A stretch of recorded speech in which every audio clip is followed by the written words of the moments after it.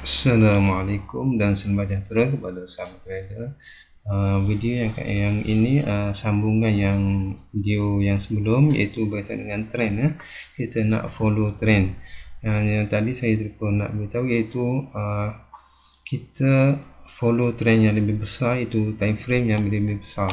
Okey, contoh yang tadi, contohnya di sini kalau kita tengok, okey, tadi bila trend tiap 5 minit kita ambil wajaran buy kerana sini adalah trend menaik ataupun bullish untuk 5 minit. Jadi bila kita follow trend yang lebih besar, dia punya mother time frame tu, jadi kita lebih kuat lah. Okey, saya dah tandakan sini, contoh sini bermula di sini Ini untuk 5 minit, pertukaran trend daripada bearish kepada bullish untuk 5 minit. Jadi sini kita nak entry di kawasan ni. Jadi bila kita tengok, kita buka TF yang lebih besar, contohnya sini 30. Jadi kita mesti follow trend yang sama. Okey, contohnya macam ni. Di TF 30 minit juga trend berubah daripada bearish kepada bullish. Jadi trend yang sama sini kita follow. Tadi dah bullish, jadi kita ambil posisi buy lah sini untuk TF 5 minit tadi. Jadi hari dia lebih tinggi lah, maknanya kita follow trend sahaja. Pasti kita lebih selamat lah sini. Okey, yang ni kita follow trend yang lebih besar lah. Sama juga yang ni, contohnya TF 30 ni ni TF 30 dah tukar trend sini. Di sini yang saya tanda ni dah tukar trend. Okey, bila tukar trend sini, kita buka TF 5 minit. Okey, yang ni TF 30 minit hari Rabu pukul 11 hari Rabu 22 Oktober.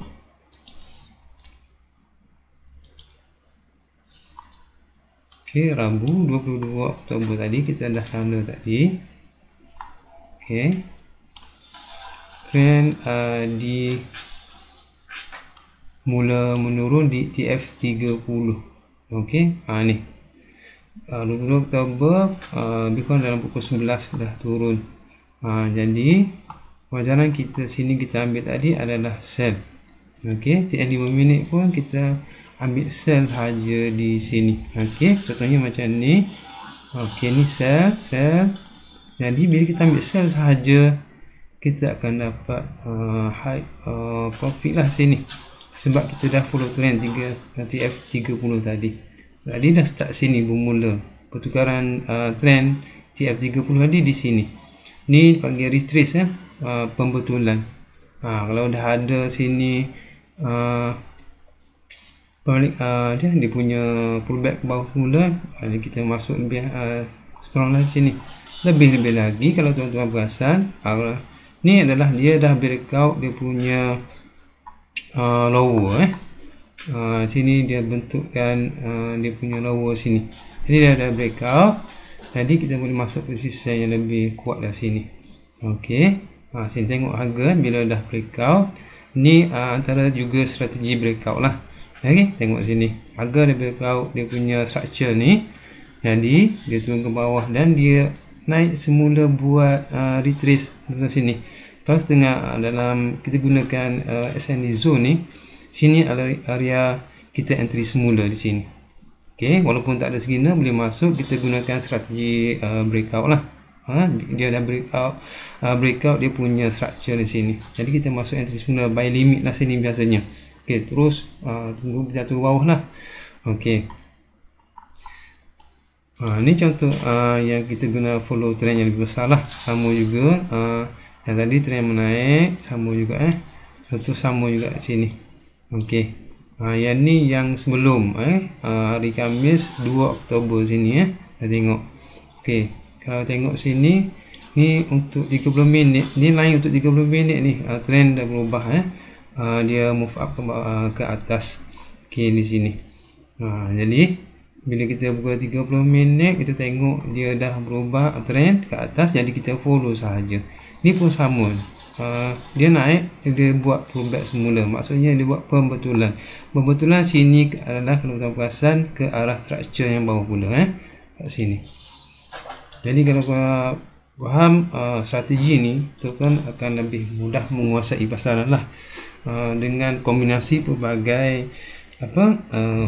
pengesahan ataupun confirmation. Contoh di sini kita gunakan structure.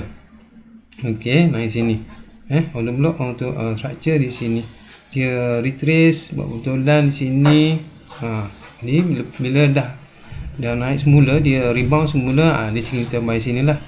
Dan TF30 tadi pun sini start naik. Jadi kita buy sajalah. Bila kita buy, maka kita akan dapat posisi yang lebih strong dan hari untuk profit tu lebih tinggi di sini. Okey. Jadi kita dapatkan lebih tinggi di sinilah.